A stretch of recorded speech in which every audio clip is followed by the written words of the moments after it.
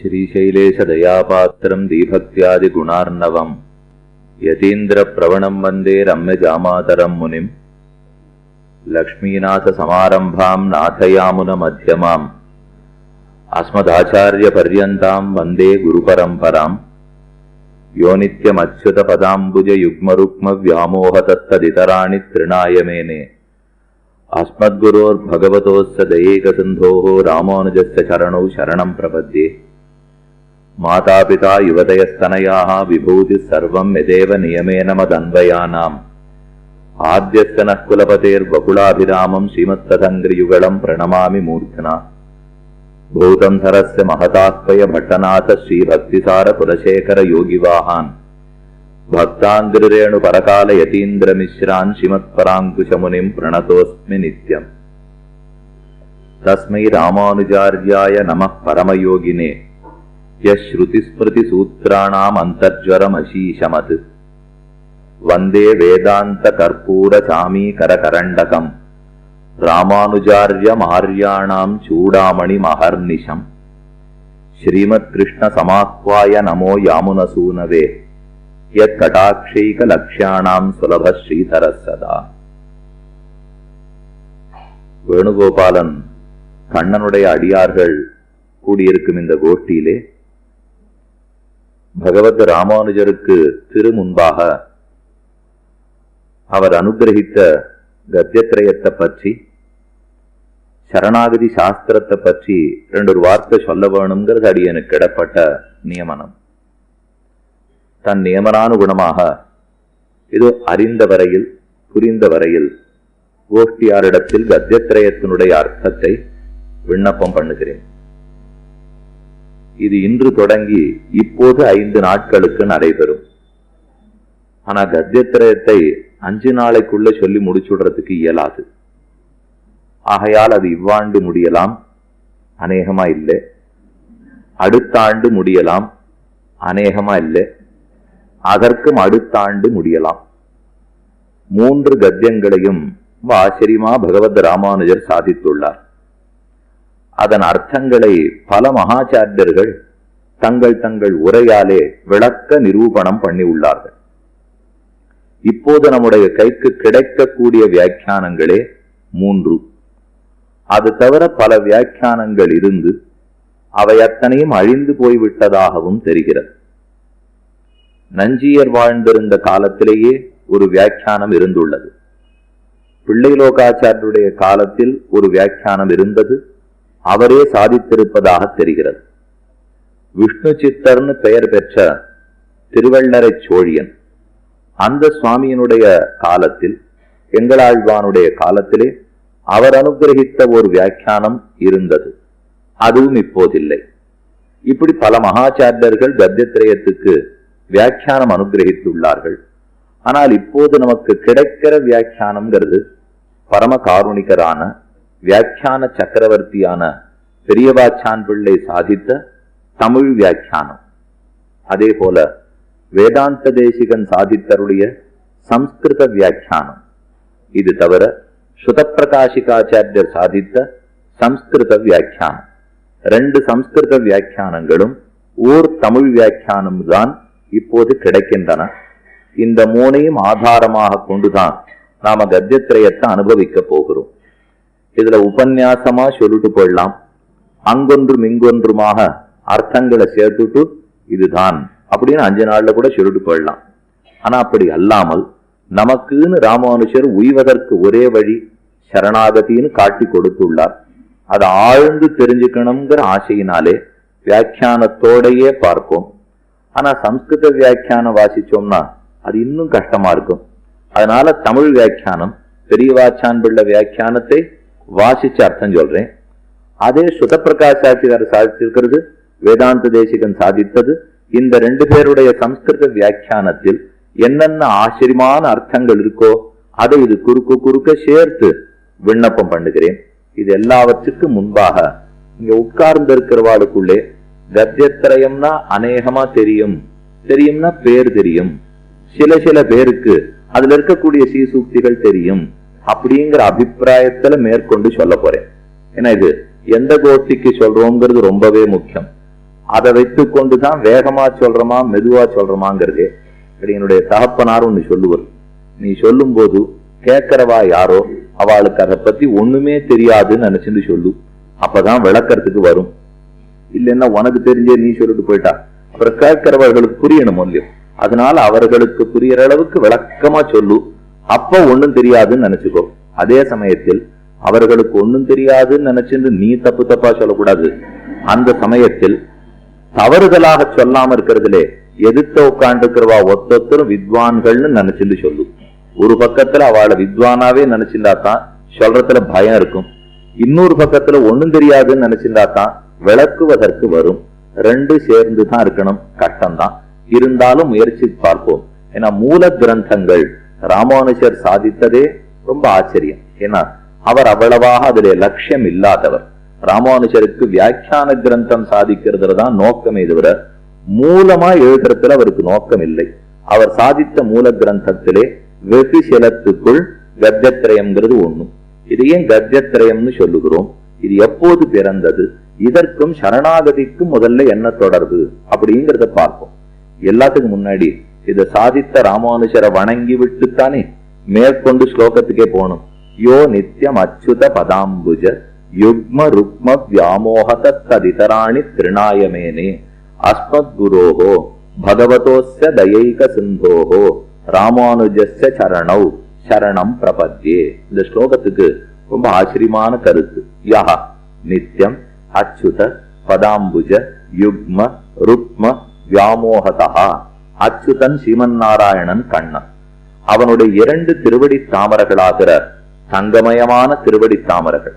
அந்த ரெண்டிலேயே ஆசை படைத்தவராய், அது கிடைத்தவராய், அது கிடைச்சுட்டதுனாலே அதை தவிர ஸ்வர்ணத்தை கூட புல்லுக்கு சமமாக மதிக்க கூடியவராக யார் இருந்தாரோ அச்சுத பதாம்புஜ யுக்ம ருக்ம வியாமோகதா, அந்த தங்கத்துலதான் ஆசை. ததிதராணி திருநாயமேனே, அந்த திருவடிகளை தவிர மற்ற அத்தனையும் புல்லுக்கு சமம். திருநாயமேனே அஸ்மத் குரோஹோ பகவதோஸ்ய தயைக சிந்தோஹோ. நம்ம எல்லாருக்கும் ஆச்சாரியனாக, அடியேனுக்கும் சரி ஆருக்கும் சரி ஆச்சாரியனாக தயைக சிந்தோஹோ, தயை கிருபை கருணை ஆகியவே நிரம்பி இருக்கிற கடல் போன்றவராய் தயைக சிந்தோஹோ ராமானுஜஸ்ய சரணோ சரணம் பிரபத்தே. அப்படிப்பட்ட ராமானுஜருடைய திருவடி தாமர்களை ஒரே உபாயமாக புகழாக கதியாக பற்றுகிறேன் என்று ஸ்லோகத்தின் அர்த்தம். அது தவிர இந்த கத்தியத்திரயத்தை ராமானுஜர் சாதித்தார் அல்லவா, அதற்குன்னு ஒரு மங்கள ஸ்லோகம் அவருக்குன்னு பண்ணப்பட்டுள்ளது, தனியன்னு கொள்ளலாம். வந்தே வேதாந்த கற்பூர சாமி கரகரண்டகம் ராமானுஜாரியம் ஆர்யாணாம் சூடாமணி மகர்நிஷம். ராமானுஜாரியம் அகர்நிஷம் வந்தே, ராமானுஜாச்சாரியரை அகர்நிஷம் பகல் இரவு இரண்டு வேளைகளிலும் வந்தே வணங்குகிறேன். அவர் எப்படி இருக்கிறார்? ராமானுஜாரியம் ஆர்யாணாம் சூடாமணிம், ஆரியர்கள்னா மெத்த படித்தவர்கள், சான்றோர்கள், வித்வான்கள். சூடாமணி அவர்கள் தலையிலே தரித்திருக்கக்கூடிய சூடாமணி ஆபரத்தை போன்றவராய். ஒருத்தருடைய தலையில இந்த இடத்துல சூடாமணி தரித்திருந்தால் அதுதானே உயர்ந்த அங்கத்துல போட்டு இருக்கிற ஆபரணம். அப்ப தலையால தரிக்கணும்னு அடுத்து சொல்லி சூடாமணிம் ஆர்யாணாம் சூடாமணிம் அகர்நிஷம் ராமானுஜாரியம் வந்தே. அவரை பகல் இரவுங்கிற வித்தியாசம் இல்லாமல் எப்போதும் வணங்குகிறேன். அவர் அப்படி வணங்கறதுக்கு ஏது காரணம்? வேதாந்த கற்பூர சாமி கரகரண்டகம். வேதாந்தம்ங்கிறது ரொம்ப உயர்ந்த ஒரு பொருள். அதன் அர்த்தம்ங்கிறது எல்லா மனம் பரப்பி கொண்டிருக்கும் வேதாந்தத்தை. அதனுடைய கருத்துக்கள் மாறாமல், அதன் மனம் மாறாமல், செவ்வி மாறாமல் ரட்சித்து கொடுக்கறதுக்காக நவரத்னமான கிரந்தங்கள் சாதித்தாரோ இல்லையோ. அதோடு இல்லாமல் அந்த வேதாந்தார்த்தம் தான் சரணாகதி.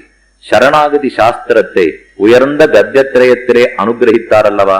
அப்படி வேதாந்தத்தை ரட்சித்து கொடுத்த ராமானுஜாரியரை, ஆரியர்களுக்குள்ளே தலைவரானவரை பகல் இரவென்று விடாமல் துதிக்கிறேன், வணங்குகிறேன் என்ன இந்த ஸ்லோகத்தினுடைய கருத்து.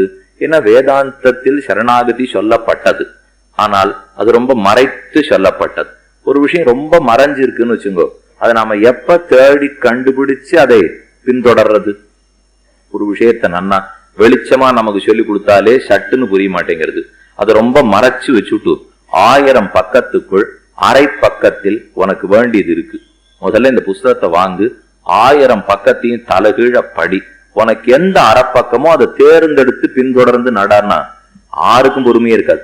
யார் 1000 பக்கத்தை படிச்சுட்டு, அதுவும் அரை பக்கத்துக்காக, ஏதோ ஒரு 10 பக்கம் 20 பக்கம்னா கூட சரி, அரை பக்கத்தை நன்னா தெரிஞ்சுக்கணும்னு 1000 பக்கம் படினால் இது நமக்கு தெரியாது. நமக்கு எப்பவுமே அப்ப தெளிவு பண்ணணும், 10 நிமிஷம் தெளிவாகணும், அப்பவே சாப்பிடணும், போடணும், இப்படித்தான் நமக்கு தெரியுமே தவிர இதனாலதான் அடுப்பை மாத்திந்தோம், இதனாலதான் கணத்தை மாத்திந்தோம், இதனாலதான் மடிசாரம் மாத்திந்தோம், இதனாலதான் நம்ம பஞ்சகட்சத்தை மாத்திந்தோம், இத்தனையும் மாத்தின்றதுக்கு அவசரம் காரணம். ராமானுஜர் அன்னைக்கே புரிஞ்சு விட்டார். இவன் 1000 பக்கம் சாஸ்திரம் படின்லாம் சொன்னா பறிக்கவே போறது கிடையாது, இவனுக்கு சுலபமா கொடுத்தா தான் இனிக்கும். ஏன் நம்ம ஸ்ரீ ஜெயந்தி முடிஞ்சு சொல்லியோ நம்ம திரட்டு பால் கடறோம். 10 படி பாலை ஏத்தினா ஜலாத்தனை ஆவியா போடுறது, காப்படி திரட்டு பால் கிடைக்கிறது. 10 படி பாலை கொடுத்து 4 மணி நாள் யாரு மெனக்கெடுவா? அதே திரட்டு பாலா கையில கொடுத்து பாருங்க, கொண்டாரு சுவாமி இதுதான் எனக்கு வேணும்னு வாங்கிக்கிற இல்லையோ. 10 படி பால் கொடுத்தா யாருக்குமே ரசிக்காது. வேதாந்தம்ங்கிறது 10 படி பால் போலே, கத்தியத்திரயம்ங்கிறது அரைப்படி திரட்டு பால் போலே.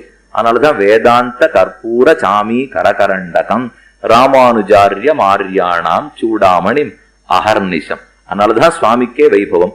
9 கிரந்தங்கள் சாதித்தார். நவதானியங்கள்னு கொள்ளலாம், நவரத்தனங்கள்னு கொள்ளலாம். லோகத்திலே 9 என்பதே சாந்தி ரசத்தை குறிக்கக்கூடியது. ஏன்னா நவரசங்களுக்குள்ளே 9வது ரசம் தான் சாந்தி ரசம். எப்பவும் நீங்க ராமானுஷருடைய திருமுகமண்டலத்தை சேவிச்சு பாருங்க, சாந்தி தவிர மற்றொன்று தவழாது. கோபம்னா தெரியாது, ஆச்சரியம்னா தெரியாது, ஜுகுப்சை தெரியாது, பயம் தெரியாது, ஒன்னும் தெரியாது, சாந்தி மட்டுமே தெரிஞ்சுட்டு இருக்காரு இல்லையோ. அதனாலதான் 9 கிரந்தங்களை ராமானுஜர் சாதித்துள்ளார். கிரந்தங்களே எதுன்னு சொல்றேன், அந்த 9க்கு சிகரம் வைத்தா போலே கத்தியத்திரை எப்படி இருக்குங்கிறதையும் பார்ப்போம். அவருடைய ரொம்ப முக்கியமான கிரந்தம்ங்கிறது ஸ்ரீபாஷ்யம். இது எல்லாருக்கும் தெரியும். வேதாந்தத்துக்கு அதன் அர்த்தத்தை சொல்ல வேதவியாசர் பிரம்மசூத்திரம்னு இயற்றினார். பிரம்மசூத்திரத்துக்கு பாஷ்யம் பண்ணணும்னு ரொம்ப நாட்களா ஆளவந்தாருக்கு திருவுள்ளம். அதைத்தான் ராமானுஷரிடத்திலே சிஷ்யர்கள் மூலமாக சொல்ல, சரி அதை இயற்றுவோம். இந்த கிரந்தத்துக்கு ஸ்ரீபாஷ்யம்னு பேர். ஸ்ரீபாஷ்யம்னாலே என்ன பிரம்மசூத்திரம் ஒரு சூத்திரமா அர்த்தம் சொல்றதோ அதற்கு பூர்வபக்ஷம் சித்தாந்தம் சொல்லும். இதுதான் பூர்வபக்ஷம். இதெல்லாம் வேதத்துக்கு விரோதமான வார்த்தைகள், இது உண்மை அல்ல, இதுதான் வேதம் ஒத்துக்கொண்ட வார்த்தைகள் அப்படின்னு ஸ்தாபிக்கணும் இல்லையோ. அதுக்காகத்தான் ஸ்ரீபாஷ்யம்னு சாதித்தார். ஆனா பிரம்மசூத்திரத்துல சூத்திரங்கள் இருக்கு இல்லையோ, சூத்திரத்தினுடைய அர்த்தத்தின் போக்க சரியா தெரிஞ்சுக்கணுங்கிறதுக்காக வேதாந்த சாரம்னு சாதித்தார். அதே நிறைய விஷய வாக்கியங்கள் வரும். ஒரு பிரம்மசூத்திரத்துக்கும் விஷய வாக்கியம்னால் ஒரு உபனிஷத் வாக்கியத்தை பத்தி தான் விசாரமே இருக்கும். இப்ப யதோ வா இமானி பூதானி ஜாயந்தே ஏன ஜாத்தானி ஜீவந்தி யத்ரயந்தி அபிசம்பிசந்தி தத் விஜிக்ஞாசஸ்வ. இது ஒரு உபனிஷத் சொல்றது. பிரம்மன்னா எல்லாத்தையும் படைக்கிறதுன்னு, படைக்கிறதுன்னு சொன்னா அதுல சந்தேகங்கள் வரும் பாருங்க, அதுக்குதான் ஒரு சூத்திரம், அதுக்குதான் பூர்வபக்ஷம், அதுக்குதான் சித்தாந்தம். அப்ப அந்த உபனிஷத் வாக்கியங்களுக்கெல்லாம் விஷய வாக்கியம்னு பேர். என்ன விஷயத்துக்கு வாக்கியத்தை எடுக்கிறோமோ அதான் விஷய வாக்கியம். அதை தனியா விளக்க வேண்டாமா? அப்பதானே அதனுடைய அர்த்தம் புரிஞ்சுன்னு நாம அதை பத்தி வாதாடணும்னா அது என்னன்னு தெரியணும் இல்லையோ. அதனால விஷய வாக்கியங்களை எல்லாம் நன்றா விளக்கி அதற்குண்டான வாதாடுதல்கள் என்னன்னு சொன்னது வேதாந்த தீபத்தே. அப்ப ஸ்ரீபாஷ்யம் சாதித்தார், வேதாந்த சாரம் சாதித்தார், வேதாந்த தீபம் சாதித்தார்.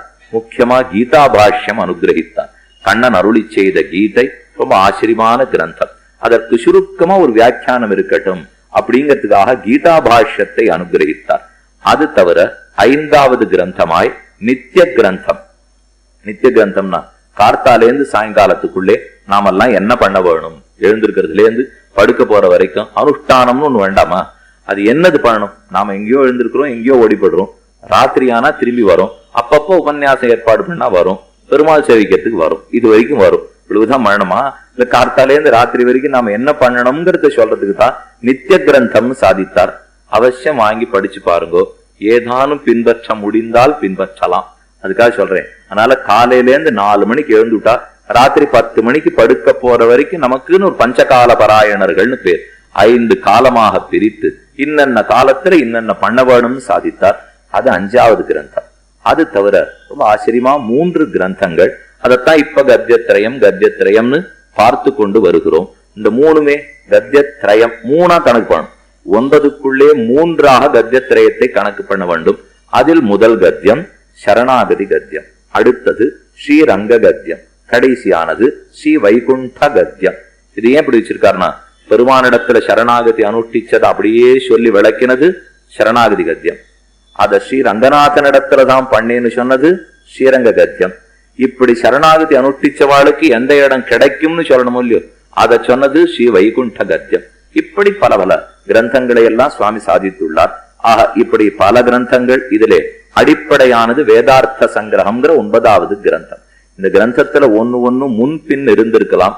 வேதார்த்த சங்கிரம்ங்கிறது விசிஷ்டாத்வைத சித்தாந்தத்தினுடைய அடிப்படை கருத்துக்கள் அத்தனையும் விளக்கிய கிரந்தம்.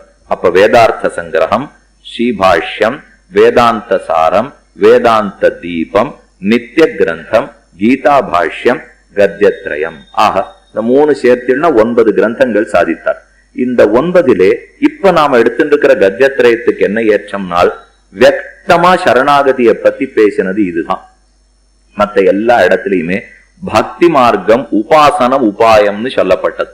ஆனா இதிலே தான் சரணாகதி உபாயம்னு சொல்லப்படுகிறது. அதனாலதான் நமக்கு கொடுக்கப்பட்டிருக்கிற தலைப்பு உய்ய ஒரே வழி சரணாகதின்னு. பெருமான் திருவடிகளிலே சரணாகதி அனுஷ்டிப்பது உஜ்ஜீவனம் அடைவதற்கு வழி. இதத்தான் ராமானுஜர் தன்னுடைய சிஷ்யர்களுக்கெல்லாம் சொல்லித்தார். பெரியவாச்சான் பிள்ளை தன்னுடைய வியாக்கியானத்தின் முன்னுரையிலேயே சாதிக்கிறார். ஏன் பக்தி மார்க்கம் தானே உபாசனம், உபாசன மார்க்கம் பக்தி மார்க்கத்தை பத்தி தானே ஸ்ரீபாஷ்யத்துல சொன்னார், அதைத்தானே கீதா பாஷ்யத்துல சொன்னார். அப்படி இருக்கிறச்சே இப்ப ஏன் சரணாகதி மார்க்கம்னு சொல்றேன்? பக்தி மூலமா மோட்சத்துக்கு போனோமா இல்ல சரணாகதி மூலமா மோட்சத்துக்கு போனோமா? ரெண்டுல எது? இது ஸ்ரீவைஷ்ணவாள் பேர்ல ஒரு புகாரே. ஏன்னா நம்ம எல்லாம் திரும்ப திரும்ப பிரபத்தி சரணாகதி பிரபத்தி சரணாகதின்னு சொல்லிட்டு இருந்தா இவர்கள்லாம் பக்தி மார்க்கத்துக்கு விரோதிகள் போல் இருக்கு. உலகம் முழுக்க பக்தி பக்தின்னு பேசுறது, ஆனா இவ மட்டும் ஏன் சரணாகத்தின்னு பேசிட்டு இருக்கான்னு சொல்ல தோணும். முதல்ல அந்த சந்தேகத்தை தவிர்த்து விடுறேன். தயவுசெய்து யாரும் அதை தப்பா நினைச்சுக்கவே வேண்டாம். யாருக்கும் பக்தி விரோதியே அல்ல, யாருக்கும் சரணாகதியும் விரோதி கிடையாது. இப்ப யாரெல்லாம் பக்தி மூலமா மோட்சத்துக்கு போறோம்னு சொல்றோமோ அவர்களும் சரணாகதி பண்ணித்தான் போறா. யாரெல்லாம் சரணாகதி மூலமா மோட்சத்துக்கு போறோம்னு சொல்றோமோ அவர்களும் பக்தி பண்ணிட்டு தான் இருக்கா. இதுல ஒண்ணும் சந்தேகம் இல்லை. சில வார்த்தைகளை கண்டு நாம குழம்பி போடுவோம். அதுல இருக்கிற நேர அர்த்தம் புரிஞ்சுட்டோம்னா இவ்வளவுதானா, இதை போய் இவ்வளவு தூரம் தப்பு தப்பா நம்ம சொல்லிருந்தோமே நினைச்சிருந்தோமே அப்படின்னு நமக்கே தோணி போடும். ஓரொரு பிரபன்னன் ஓரொரு சரணாகதனும் பக்தனே, அதுல ஒரு சந்தேகம் ஆருக்கு வேண்டாம். ஸ்ரீ வைஷ்ணவர்கள் அத்தனை பேரும் பக்தி மார்க்கிகள் தான், பக்தர்கள் தான். பின்ன பிரபன்னர்கள்னு சொல்லிக்கிறோம், சரணாகதர்கள்னு சொல்லிக்கிறோம். என்ன மோட்சத்துக்கு போகக்கூடிய வழி பகவானே, அவர் தான் என்ன மோட்சத்துல கொண்டு போய் சேர்க்க போறார். ஈஸ்வரனுடைய திருவடிகளையே உபாயமாக பற்றி அதன் மூலமாகவே மோட்சத்துக்கு போயிட்டேன்னு சொல்றது சரணாகதி மார்க்கம். அவளைத்தான் சரணாகதர்கள் பிரபன்னர்கள்னு சொல்றோம். அப்ப பக்தி மூலமா அவ மோட்சத்துக்கு போலையான்னா இல்லை, பகவான் மூலமா தான் மோட்சத்துக்கு போறார்கள். பின்ன என்னத்துக்காக பக்தி பண்ண வேணும்னால், பக்தி சரணாகதி அனுஷ்டிச்சுட்டோமா அதற்கப்புறம் நிறைய காலம் இந்த லோகத்துல நம்ம வாழ்ந்துதானே ஆகணும். நீங்க 7 வயசுல சரணாகதி பண்ணிக்கலாம், 10 வயசுல பண்ணிக்கலாம், 70 வயசுல கூட பண்ணிக்கலாம், 80 வயசுல கூட பண்ணிக்கலாம். ஆனா பண்ணிக்கலாங்கிறதுக்குள்ள வயசாயிடும். அதனாலே 7 வயசுல பண்ணிக்கிறதே தான் நல்லது. இது இன்னும் கொஞ்சம் தள்ளி போட்டு இது பல பேர் இதை வேற ஒண்ணு சொல்லுவா. அப்படின்னா சாப்பிடுற நியமம் எல்லாம் வந்துடுமாமே, இங்க அங்க போக கூடாதாமே. அதனாலதான் நாங்க 50 வயசுக்கு அப்புறம் பண்ணிக்கலாம் இருக்கோம். ஒண்ணு ஞாபகம் வச்சுங்க, பிரபத்தி சரணாகதிக்கு ஆகார நியமத்துக்கு ஒரு சம்பந்தம் இல்லை. இல்லைன்னா இப்ப என்ன தெரியுமா தப்பா போட்டுடு நான் சொன்னது. அப்படின்னா அது பண்ணின பிற்பாடு என்னவனா சாப்பிட்டு இருக்கலாம்னு நான் சொல்ல வரல. பிறந்தன்னிலேருந்தே சாப்பாடு நியமம் வேணும்னு சொல்ல வந்தேன். இது ஒண்ணும் பிரபத்தி என்னைக்கு ஆச்சோ அன்னைக்கப்புறம் ஆகார நியமம்னு எந்த சாஸ்திரமே சொல்லல. எப்ப சிவவைஷ்ணவனா வாழ்ந்திருக்கிறோமோ எந்தெந்த வரணமோ ஆசிரமமோ அதுக்கு தகுந்த ஆகார நியமம் முதல் நாள்ல இருந்து இருக்கணுமே தவிர, அப்படின்னா உபநயனம் ஆயிடுச்சோ இல்லையோ அதுக்கப்புறம் மட்டும் ஆகார நியமம் வேண்டாமா? எப்போ உபநயனம் பண்ணிட்டோமோ சமாசனம் நடந்தது நடக்கல அதெல்லாம் அப்புறம் வச்சுப்போம். ஆயிடுத்துன்னு சொன்னா அவனுக்கு வேண்டி ஆச்சார அனுஷ்டானம் அவனுக்கு இருக்கணுமா இல்லையா? அதனால மற்ற இடத்துக்கு போவதோ அல்லது பிரயாணத்தில் கட்டுப்பாடோ ஆகாரத்தில் கட்டுப்பாடோ இதுக்கு எந்த சமாசனத்துக்கும் சம்பந்தமே இல்லை. அது எப்படியுமே இருக்க வேண்டியதான். அதனால கட்டுப்பாடோட தான் நாம் இருக்க வேண்டும். சரணாகதி மார்க்கத்தை பொறுத்தவரை ஒரு எளிமையான மார்க்கம். அதன் மூலமாக மோட்சத்துக்கு போகிறோம். அப்ப சரணாகதி ஆன பிற்பாடு பண்ணின பிற்பாடு மேற்கொண்டு பல ஆண்டுகள் வாழ்ந்து தானே மோட்சத்துக்கு போகணும். 7 வயசுல ஆச்சார இடத்துல போய் சமாசனம் பண்ணிட்டு தேவரீரே உபாயம்னு பற்றினா 8வது வயசுல மோட்சம் கொடுத்துருவாரா பெருமாள்? கொடுக்க மாட்டார். கொடுத்தா ஒருத்தரும் சரணாதிக்கு வரவே மாட்டான். நல்ல வேலைக்கு ஏதோ 70 வயசு 80 வயசு உண்டுங்கிறதுனாலதான் நம்பி வந்துட்டு இருக்கோம். அதனால 7ல இருந்து 70 வரை வாழ்ந்துதான் ஆகணும். வாழற காலத்துல ஏதோ ஒரு கைங்கரியம் பண்ணித்தானே ஆக வேண்டும்.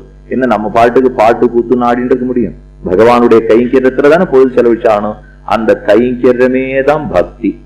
ஓரொரு பிரபந்தனும் சரணாகதி அனுஷ்டித்த பிற்பாடு வாழ வேண்டிய மிச்ச நாளில் பகவானுக்கு கைங்கரியம் பண்ணிண்டே வாழ்கிறாரோ இல்லையோ, அவனுடைய அடைய வேண்டும்ங்கிற துடிப்போடையே வாழ்கிறாரோ இல்லையோ, அவரையே நினைத்து அவரையே தொழுது ஆடி பாடி தூமணி வண்ணனுக்கு ஆட்செய்துன்னு ஆழ்வார் தெரிவித்தா போலே ஆடுறதோ பாடுறதோ நாம சங்கீர்த்தனமோ இத்தனையும் பண்றாரோ இல்லையோ.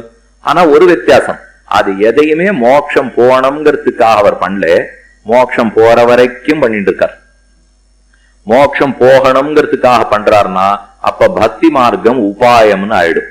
அதைத்தான் ஸ்ரீ வைஷ்ணவர்கள் விரோதிக்கிறார்கள்.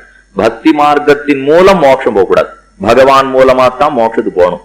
ஆனா பக்தி பண்ணலாமா வேண்டாமன்னா பெருமான் மூலமா மோட்சம் உறுதியான பிற்பாடு வாழ்கிற நாள் முழுக்க பக்தி பண்ணித்தான் ஆகணும். அதுக்காரும் தடங்களே சொல்லல. அப்ப பக்தியை கொண்டு மோட்சம் பெற போறோமா அல்லது பகவானை கொண்டு மோட்சம் பெற்றுட்டு பக்தி பண்ணிட்டே இருக்க போறோமா அப்படிங்கறதுலதான் வித்தியாசம். அதனால பக்தி பண்ண வேண்டாம்னு ஒத்துருமே சொல்ல வரல. எல்லாருமே யோசிச்சு பாருங்களே, பக்தி மார்க்கத்தின் மூலமாகத்தான் நான் மோட்சத்துக்கு போகணும்னால் அப்ப எனக்கு கர்மயோகம் வேணும், ஞான யோகம் வேணும், பக்தி யோகம் வேணும். மொத்த சாஸ்திரத்தையும் அத்தியனம் பண்ணிருக்கணும்.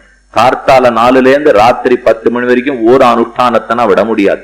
இந்திரியங்கள் அத்தனையும் அடக்கி இருந்தாக வேண்டும். பகவானை தவிர மத்தொன்ன பத்தி நினைக்கிறது கூட என்னால முடியாது. இப்படி இருந்தா தான் பக்தி மார்க்கத்தினால மோட்சம் போக முடியும். மேலும் பக்தி மார்க்கம் ஒரே ஜென்மத்துக்குள்ள மோட்சமே கொடுக்காது. இந்த ஜென்மத்துல பக்தி பண்ணி உபாசன மகாத்மத்தால மோட்சம்னாலும் பல ஜென்மங்கள் கழித்து தான் எனக்கு மோட்சமே கிடைக்கும். ஆனா சரணாகதி மார்க்கத்தில் இந்த ஜென்மத்தினுடைய முடிவிலேயே மோட்சம் கிட்டி விடுகிறது. இத போல சில வேறுபாடுகள் இருக்கிறபடியாலதான் சரணாகதியே பற்றி எம்பெருமானை அடைகிறோம். பக்தி இல்லேன்னு இல்லை, பக்தியை கொண்டு எதையும் பதிலுக்கு பெறதில்லை. பக்தி பண்ணிடுவோம். இப்ப பெருமாளுக்கு கொண்டு புஷ்பம் சமர்ப்பிக்கிறேன்னு வச்சுக்கோ, சமர்ப்பிச்சிலே உங்களுக்கு என்ன வேணும்னு பெருமாள் கேட்கிறார், என்ன பதில் சொல்லுவீள்? எனக்கு நாளையில இருந்து யாரான் 2 பேர் மாலை போண்டே இருக்கணும் இப்படின்னு அவர்கிட்ட கேட்கலாமா? இல்ல நாளையில இருந்து என் வீட்டுல பணமா கொட்டிண்டே இருக்கணும்னு கேட்டா அப்ப மாலை சமர்ப்பிச்சதுக்கு பிரத்யுபகாரம் எதிர்பார்த்துட்டோம் இல்லையோ. நான் உன்னை சமர்ப்பிச்சேன், அதுக்கு பதில் உன்னை எதிர்பார்த்தேங்கிறது கூடாது. பெருமாளுக்கு புஷ்பம் சமர்ப்பிக்க வேண்டாம் இப்ப நான் சொல்லிட்டேன், அதை சொல்லல. சமர்ப்பிச்சுட்டு உன்னை பதிலுக்கு எதிர்பார்க்க வேண்டாம். அப்ப பெருமாள் கேட்பார், என்னத்துக்காக சமர்ப்பிப்பாய்? உன் திருவுள்ள உகப்புக்காக சமர்ப்பித்தேன். நீ ஆனந்தப்படணும், உன் புனிசிரிப்ப சேவிக்கணும், அதுதான் எனக்கு கர்த்தவியம். அதற்காகத்தான் பகவான் சமர்ப்பிச்சேன். பெருமாள் அதனால ஆனந்தப்படுறார் பாருங்க. அந்த ஆனந்தத்தினால தானே மோட்சம் கொடுத்துருவார். நாம் அதை கேட்டு வாங்கிக்க வேண்டிய தேவையே கிடையாது. ஏனெனில் அவருக்கு எப்படியுமே நம்மள மோட்சத்துக்கு அழைச்சன் போகணுங்கிறதுதான் எண்ணமே. அப்படி இருக்கிறச்சே இவன் கேட்டுத்தான் வாங்கிக்கணுங்கிறது இல்லை. ஒரு தகப்பனார் 5 வயசு பிள்ளைக்கு ஆச்சு பள்ளிக்கூடத்துல சேருங்கோன்னு பிள்ளை கேட்குமா? மாட்டேன்னு சொன்னா இவர் முதுகுல வச்சு கொண்டு போய் சேர்க்கிறார். அப்ப தாயாரும் தகப்பனாரு எதுக்கு பிள்ளைய வளர்க்கிறார்கள்? படிக்கணும், முன்னுக்கு வரணும், சந்த சொல்லணும், அத்தியனம் பண்ணணும், அது படிக்கணும், இது படிக்கணும், வேலைக்கு போகணும், சம்பாதிக்கணும், கல்யாணம் பண்ணிக்கணும்னு இருக்கும் இல்லையோ. அப்ப அவளுக்கு அதை சொல்ல வேண்டிய தேவையே கிடையாது. அங்க எப்படி மாதா பிதாக்கள் நமக்கு இத்தனையும் பண்றாளோ அதே போல ஓரொரு முமுக்ஷு ஓரொரு ஜீவாத்மாவுக்கும் மோட்சத்தை கொடுத்துடணுங்கிறதுதான் மாதா பிதாவான பகவானுடைய எண்ணம். அப்ப அவருடைய லட்சியமே மோட்சத்துக்கு அழைச்சின்னு போறதுன்னு இருக்கிறச்சே அதுக்கு தகுந்தாப்புல எல்லாத்தையும் பண்ணுவரா இல்ல அதை தடங்களுக்கு எல்லாம் பண்ணுவரா? ஒருத்தருக்கு ஒண்ணு வேணும் நாசி இருந்துட்டுன்னு வச்சுங்கோ, அதை நோக்கித்தானே போவர். அதுவும் சர்வேஸ்வரனே நம்மள மோட்சத்துக்கு அழைச்சின்னு போகணும் முடிவு பண்ண விற்பாடு அதுக்கு தேவையானத்தான் செய்வர். நாம் ஒரு சிறு உபாயம் ஏதான ஒன்ன நாமாக செய்தோம்னாலோ அவர் திருவுள்ள முகக்கணம் நினைச்சுட்டா கூட போரும். அதையே கொண்டு பெருமான் செய்கிறான். நமக்கு அவர் மோட்சம் எது கொண்டு கொடுக்கிறார்? சம்பந்தத்தாலேயே கொடுத்துருவார். இப்படி கேள்வி கேட்டுங்களே, இந்த பிள்ளைய கொண்டு பள்ளிக்கூடத்துல சேர்த்தீரே, அதுக்கு உடம்பு சரியில்லைன்னா தூக்கிட்டு போனீரே, அதுக்கு வேண்டிய துணிமணி வாங்கி கொடுத்தீங்களே, சோறு போட்டீங்களே, ஏன் நீங்க 2 பேரும் இந்த பிள்ளையோட இவ்வளவு படுறீ அப்படின்னு அவ அப்பா அம்மா கிட்ட கேட்டா பேசாம இருப்பாவா? நான் தான் பெற்றோம், நான் பண்ணாத வேற யார் பண்ணுவா என் பிள்ளைக்கு? அப்ப தாயின் தகப்பனிடத்துல போய் இந்த பிள்ளையும் பொண்ணையும் பாத்துக்கிறது ஏன் இவ்வளவு கஷ்டப்படுறீன்னு நம்ம கேட்கவே கூடாது. அவ சொல்லக்கூடிய ஒரே பதில், நான் தான் பெற்றேன் அதனால பண்றேன், இதான் பதில் கிடைக்கும். அதே போல பகவானிடத்தே நாங்க எப்ப உன்னை வெட்டிண்டு போனாலும் நீ ஏன் விடாம எங்க பக்கத்துல மோட்சம் கொடுக்கணும்னு துடிக்கிறாய்னா, நான் தான் பெற்றேன் அதனால பண்றேன். நம்ம அத்தனை பேருக்கு மாதா பிதா பகவான் தானே. அப்ப அவருடைய ஒரே குறிக்கோள் என்ன? இவனுக்கு நன்மை செய்ய வேண்டும், இவனுக்கு பிரியத்தை செய்ய வேண்டும். ஆகையால் சரணாகதிங்கிற சுலபமான மார்க்கத்தாலே முக்தி அடைஞ்சு விடலாம். நாம ஒன்னும் பக்தி பண்ணி அதுக்கு பதிலாக முக்தி கேட்க வேண்டிய தேவையில்லை. அப்ப பக்தியே விட்டுடணுமான்னா செய்ய வேணும், கைங்கரியமாக செய்ய வேண்டும். அதை கொடுத்து மற்றொன்றை வாங்குவதற்காக செய்யக்கூடாது. இது ஒரு பக்கம். சரி, பக்தி மார்க்கத்துல போறவாள்னா பல பேர் இருக்காளோ இல்லையோ, இதுல ஒரு வித்தியாசம். அந்த நாள்ல பக்தி மார்க்கம்னு சாஸ்திரத்துல என்ன சொல்லியிருக்கோ அது ஒன்று. ஆனா இன்னைக்கு பல பேர் நாங்கள்லாம் பக்தி மார்க்கத்தில் இருக்கேன்னு சொல்லிட்டு இருக்காளோ இல்லையோ, அந்த சாஸ்திரோக்தமான பக்தி மார்க்கத்தை அவர்களால் எல்லாம் பின்பற்றவே முடியாது. கீதா சாஸ்திரத்துல சொல்லியிருக்கு பக்தி மார்க்கம், நாம் அதை பின்பற்றோம் இயலாது. பிருகதாரண்ய உபனிஷத்து சாந்தோக்கியத்துல சொல்லியிருக்கு பின்பற்றோம் இயலாது. பின்ன நிறைய பேர் பக்தி மார்க்கம்னு சொல்லிக்கிறோம், என்ன சொல்லிக்கிறோம், அவ்வளவுதான் முடியுமே தவிர செய்வதற்கெல்லாம் இயலாது. கண்ணனே 9வது அத்தியாய கடைசியில தெரிவித்தார், மன்மனாபவ மத் பக்தா மத்யாஜி மாம் நமஸ்குரு மாமே வைஸ்வசித்வைவம் ஆத்மானம் மத்பராயணா. மன்மனாபவ, மனசு என்ன மட்டுமே நினைக்கணும். மத்யாஜி, என்ன குறித்தே யஜனம் பண்ணணும். மாம் நமஸ்குரு, என்ன மட்டுமே வணங்க வேண்டும். மன்மனாபவ மத் பக்தா மத்யாஜி மாம் நமஸ்குரு மாமே வைஷ்யசி. இப்படி மனசு, உன்னுடைய வாக்கு, உடல், இது எதுவும் என்ன தவிர எத்தையுமே நினைக்காவிட்டால் அப்ப உனக்குன்னு நான், எனக்குன்னு நீ, உண்ணும் சோறு பருகு நீ தின்னும் வெத்தரை எல்லாமே நான் தான். வாசுதேவ சர்வம். இது தவிர வேலைக்கு போக கூடாது, சம்பாதிக்க கூடாது, கல்யாணம் பண்ணிட்டாலும் ஆரையும் திரும்பி பார்க்க கூடாது, மத்த எதிரையுமே என்ன இருக்க கூடாது, கண்ணன் இடத்துலதான் இருக்கணும். இருந்தா பக்தி மார்க்கத்தில் இருக்கும்னு அர்த்தம். ஆறான் இருக்குமா? அப்படி ஒத்துருமே இருக்கிறதா தெரியல. அப்படி இருக்கிறச்சே நாங்கள்லாம் பக்தியை பின்பற்றவா பக்தியை பின்பற்றவான்னா ஆக மொத்தத்தில் பக்தி மார்க்கம் இன்னைக்கு யாரு சொல்லிண்டாலும் அவர்களும் சரணாகதர்கள் தான், அதுல சந்தேகமே இல்லை. ஏன்னா கண்ணன் திருவடிகளே சரணம்னு சொன்னா அவ்வளவு தானே தவிர நான் உங்ககிட்ட சாஸ்திரோக்தமான பக்தி பண்றேன், இதுக்கு பதில் நீ மோட்சம் கொடுன்னு அவர்களும் கேட்கறது கிடையாது. அதனால இது நாம தப்பா புரிஞ்சுட்டு இருக்கிற ஒரு வார்த்தை. எல்லாருமே பக்தி பண்ணிட்டு இருக்கிறவர்கள் தான். ஆனா யாரும் பக்தியை உபாயமாக்குறதுக்கு இன்னைக்கு ஆள் கிடையாது. பக்தி மூலமா மோட்சத்துக்கு போறதுக்கு வழி இல்லை, பகவான் மூலமா மோட்சத்துக்கு போறதுக்கு தான் வழி உண்டு. இந்த அர்த்தத்தை தான் ரொம்ப விசததமமாக விளக்கமாக பகவத் ராமானுஜர் இவ்வுலகுக்கு கொடுத்து போனார். இன்னும் கேட்டா அவருக்கு முன்னாடி ரொம்ப தூரம் இதை பத்தி யாரும் பேசலேன்னு தான் சொல்லணும். ஸ்ரீ வைஷ்ணவ பூர்வாச்சாரியர்களுக்குள்ளே நாதமுனிகள் பேசினார், ஆளவந்தார் பேசினார். அதுல நாதமுனிகள் எழுதின புஸ்தகம் இன்னைக்கு நம்ம ஒண்ணும் கிடைக்கல. கிடைக்கிறது ஆளவந்தாருடைய ஸ்தோத்திர ரத்னம் சதுஸ்லோகி கிடைக்கிறது. ஸ்தோத்திர ரத்னத்தில் சரணாகதியை பத்தி பறக்க பேசியுள்ளார். ஆளவந்தார் தானே சரணாகதி அனுஷ்டித்தும் உள்ளார், குறவில்லை. ஆனா அதற்கப்புறம் அதை நன்னா விளக்கி கொடுத்ததுங்கிறது ராமானுஷர். ராமானுஷர் காலத்துக்கு பிற்பாடு 2 மகாச்சாரியர்கள் அவதரித்தார்கள், சமகாலத்திலே வாழ்ந்தவர்கள். ஒருத்தர் பிள்ளை லோகாச்சாரியர், மற்றொருத்தர் ஸ்ரீ வேதாந்த தேசிகன். இந்த 2 பேரும் சமகாலத்திலே வாழ்ந்தவர்கள். பிள்ளை லோகாச்சாரியர் 1205வது ஆண்டிலிருந்து சுமார் 1325 வரைக்கும் 120 வருஷங்கள் எழுந்தருள் இருந்தார். ஆனா வருஷத்தை ஞாபகம் வச்சுங்கோ, 1205 1325 வரை சுமார். ஏன் சுமார்னு சொல்றேன்னா, வெளியோருடைய படையெடுப்பின் போது நம்பெருமாளை எழுந்தருளை பண்ணி கொண்டு அவர் ஜோதிஷ்குடிக்கு போனார். இன்னைக்கு ஆனமலைன்னு மதுரைக்கு பக்கத்துல இருக்கு. அந்த பக்கம் போனா திருமாலிருஞ்சோலமலை, இந்த பக்கம் மதுரை. அந்த ஆனமலைக்குள்ள குகையில நம்பெருமாளை மறைச்சு வச்சுன்னு வாழ்ந்துட்டு இருந்தார். அதனால வருஷ கணக்கு தெரியாது. அவர் திருமேனிக்கு நோவு கண்டு போய் அங்கேயே பரமோத பிராப்தி அடைஞ்சு விட்டார். அதனால நாள் நட்சத்திரம் நமக்கு தெரியாது, என்றுங்கிறதோ எந்த ஆண்டுன்னு இல்லை, சுமாரா வச்சுங்கோ. ஏன்னா 1323 படையெடுப்பு நடந்தது, அது நிச்சயம். அதுக்கப்புறம் வெளியில போய் ஒரு 2 வருஷம் இருந்திருக்கலாம்ங்கிறது யூகம்தான். அதனால 1205 1325 வரை 120 வருஷம் அவர் இருந்தார். அவருக்கு வெகு காலத்துக்கு பிறகு சுமார் 60-65 ஆண்டுகள் இளையவர் ஸ்ரீ வேதாந்த தேசிகன். அந்த சுவாமி அவதரித்தது, அவரும் 13ஆம் நூற்றாண்டுல வாழ்ந்தவர் தான். 1269-70 1369வது ஆண்டு வரைக்கும் வாழ்ந்திருந்தார். 2 காலம் 1269 1369 வரை 100 ஆண்டுகள் வேதாந்த தேசிகன் எழுந்தருளி இருந்தார். அப்ப அவர் காலத்துலதான் இந்த படையெடுப்பு நடந்திருக்கு. அவரும் வெளியில ஓட வர வேண்டிய நிர்பந்தம், பிள்ளலோகாச்சாரியரும் வெளியில போக வேண்டிய நிர்பந்தம். அப்ப பிள்ளைலோகாச்சாரியர் நம்பெருமாளுடைய விக்கிரகத்தை எடுத்துட்டு தெற்கு நோக்கி போனார்.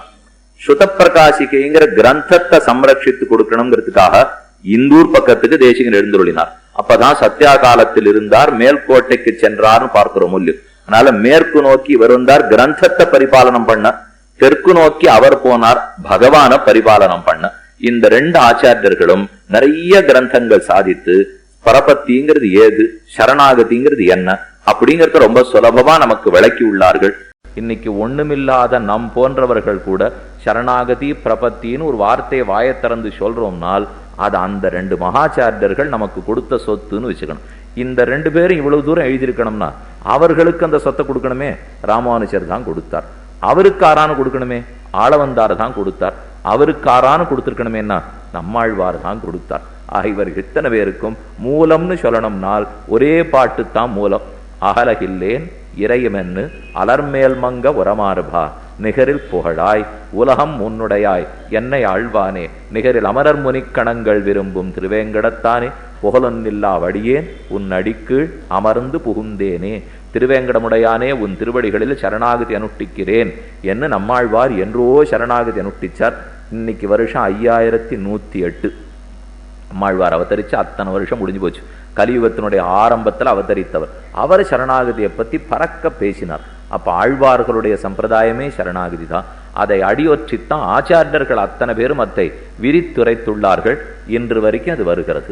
நாம எப்படி இன்னைக்கு சரணாகதிங்கிறத பண்ணிக்கிறோம்னால் ஆச்சாரியன் மூலமாக ஸ்ரீ வைஷ்ணவ சம்பிரதாயத்திலே ராமானுஜர் 74 சிம்ஹாசனாதிபதிகளை ஏற்படுத்தி அவர்கள் மூலமா பஞ்சசம்ஸ்காரம் பண்ணிக்கொண்டு இவர்கள் மூலம் ராமானுஜர் சம்பந்தம் பெற்று அவர் கொடுக்க பரமோத பிராப்தி அடைகிறோங்கிறது வழக்கம்.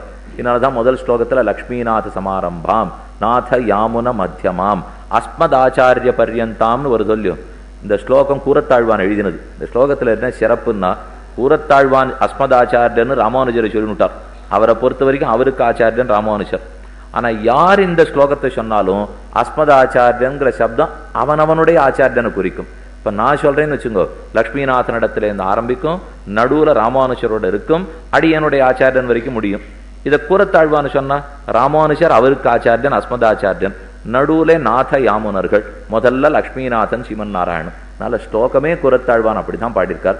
இந்த குரு பரம்பரை வழி வந்ததே சரணாகதி சாஸ்திரம். அதனால உய்வதற்கு இந்த கலியுகத்துல ஓர் வழின்னு சொல்லணும்னால் சரணாகதி தான் வழி.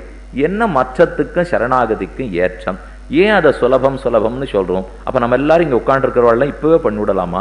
எல்லாருக்குமே தெரியுமா? இப்பவே கொடுத்துருவரா இல்ல கொஞ்ச நாள் கழிச்சு கொடுப்பறா? இப்பவே கொடுத்துருவாருன்னா அவர் தயார், நம்ம வாங்கிக்கிறதுக்கு தயாரா இருக்கணும் இல்லையோ? இப்ப சுவாமி இங்கதான் எழுந்துருளிருக்கார். நீங்கள்லாம் ரொம்ப நல்லா கத்தியத்திரையும் கேட்டீங்க, எனக்கு ரொம்ப திருப்தியா இருக்கு, அதனால இதுல இருந்து ஒரு 50 பேருக்கு இப்ப மோட்சம் கொடுக்கலான்னு இருக்கேன் அப்படின்னு எங்கேயானு சொன்னார்னா இன்னைக்கும் வரமாட்டேன், நாளைக்கும் வரமாட்டேன், நானும் வரமாட்டேன், நீங்களும் வரமாட்டேன். அதனால அந்த மாதிரிலாம் சுவாமி சொல்றதே இல்லை. இந்த ஜென்மா என்னைக்கு முடியுமோ அன்னைக்கு மோட்சம் கொடுத்துடுறாரு. அது வரைக்கும் தேவையில்லை. ஏன்னா இப்ப சட்டுன்னா பிள்ளைக்கு இனிமே தான் பூனல் போடணும், கல்யாணம் பண்ணணும், பொண்ணு கல்யாணம் பண்ணணும், சுவாமி நீர் பாட்டு வந்துருவீர் போடுவீர், அப்படிலாம் நம்மால முடியாது. அதனால கொஞ்சம் பொறுத்துட்டு இருந்தீர்னா நாங்க நீங்க சொல்றபடி வரும் அப்படின்னு தான் யாரும் எந்த துடிப்பு இருக்கிறவனும் அப்படித்தான் சொல்லுவனே தவிர எத்தனை தான் மோட்சத்துல நமக்கு ஆசை இருந்தாலும் இப்ப வருகிறீரான்னு கேட்டால் ஆம்னு சொல்லுவதற்கு சம்சாரத்தில் ஆள் இருக்குமாங்கிறது தெரியாது. ஆனா பெருமானுக்கு அதுல எப்பவும் ஆசை உண்டு. சரணமாகும் தனதால் அடைந்தார்க்கெல்லாம் மரணமானால் வைகுந்தங்கொடுக்கும் பிரான். திருக்கண்ணபுரம் சவரி பெருமாளை பத்தி நம்மாழ்வார் 9ஆம் பத்து கடைசியில் மாலனண்ணி தொழுதெழுமினோ வினகட காலமாலை கமலமலரிட்டு நீர் வேலமோதும் மதில்சூழ் திருக்கண்ணபுரத் தரணியாளன் என்ன திருக்கண்ணபுரத்து சவரி பெருமாள் திருவடிகளை பற்றினால் அவன் மரணமான உடனே மோட்சத்தை கொடுத்துடுறான். அதனால அது வரைக்கும் அவகாசம் இருக்கு, ஒன்னும் அவசரம் இல்லை. இப்போ அது என்னைக்கோ அன்னைக்கு தான் மோட்சம். அதை பற்றுவது யார் மூலமாக? நம்மை அடைவிக்க கூடியது பெருமாளுடைய திருவடிகளே, அடைவதும் பெருமாள் திருவடிகளே. இது ரொம்ப சுலபமான அர்த்தம். இதை மனசுல நன்னா வாங்கி விட்டீங்கன்னா மேல எல்லாத்தையும் நாம நன்னாவே புரிஞ்சு விடலாம். அடைவிப்பதும் அவன் திருவடிகள் தான், அடைவதும் அவன் திருவடிகளைத்தான். இப்ப அவரவர்கள் வீட்டுல இருந்து கிளம்பினீங்களா, எங்க போறீள்? கிருஷ்ணங்கோலுக்கு போறோம். எது வழியா போறீள்? ஆரோ வண்டியில வந்திருக்கலாம், ரெண்டு சக்கர வாகனம், 4 சக்கர வாகனம், பறந்து வந்திருக்கலாம், நடந்து வந்திருக்கலாம், ஓடி வந்திருக்கலாம், எப்படியோ வச்சுங்க. இப்ப பாதை வழியா பரப்போறோம். அப்ப அடைவிப்பது ஒரு பாதை, வந்து சேர்ந்தது கிருஷ்ணன் கோவில் இல்லையோ. அப்ப போக வேண்டிய இடம் ஒரு இடம், அதுக்கு அடைச்சுன்னு போறது மற்றொன்று. போய் என்ன பண்ண போறீள்? அது புருஷார்த்தம். கத்தியத்திரையும் கேட்க போறோம், அதான புருஷார்த்தம். அப்ப நான் போறேன், கிருஷ்ணன் கோவிலுக்கு போறேன், அடைய வேண்டிய இடம், போய் என்ன பண்ண போறீர்? உபன்யாசம் கேட்பார். அடியனை கேட்டான்னு சொல்லுவேன், அடியன் ஒரு இடத்துல இருந்து கிளம்பினேன், ஒருத்தர் வண்டியில கூண்டு வந்தார், கிருஷ்ணன் கோவிலுக்கு வந்தேன், என்ன புருஷார்த்தம்? கத்தியத்திரையும் சொல்றது புருஷார்த்தம். இப்படின்னு நாம மனசுல வச்சுருக்க முடியும். இதே போலத்தான் பெருமான் மூலமாகவே பெருமானை அடைதல். ஏன்னா இப்ப வந்து சேர்ற இடம் வேறையா இருந்தது இல்லையோ, வழி வேறையா இருந்தது இல்லையோ, வழி வேற, வந்து சேர்ற இடம் வேற. ஆனா சரணாகதியில் வழியும் போய் சேர வேண்டிய இடமும் ஒண்ணுதான், ரெண்டும் வெவ்வேறு இல்லை. வழியும் அவன் திருவடிகள் தான், அடைய வேண்டியதும் அவன் திருவடிகளைத்தான்.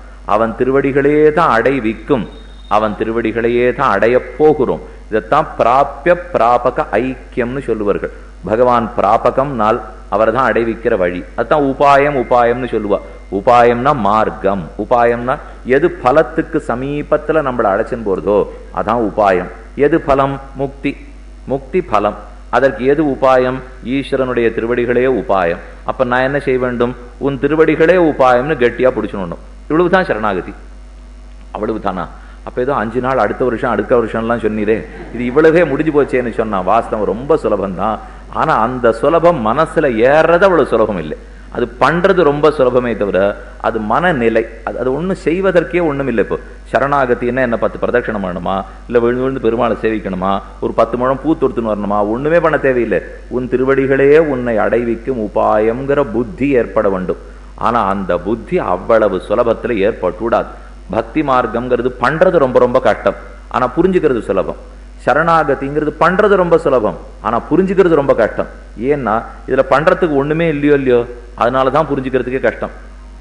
ஒருத்தர்னா 8 மணி நேரம் வேலை, கார்த்தால 10 மணிக்கு வாங்கோ, சாயங்காலம் 6 மணிக்கு போகலாம், உங்களுக்கு 8000 ரூபாய் சம்பளம் அப்படின்னு சொன்னா ஏற்றுன்னு விடுவேன். 8 மணி நேரம் வேலை கொடுக்குறாரு, 8000 ரூபாய் சம்பளம் கொடுக்குறாரு, புரிஞ்சு போச்சு.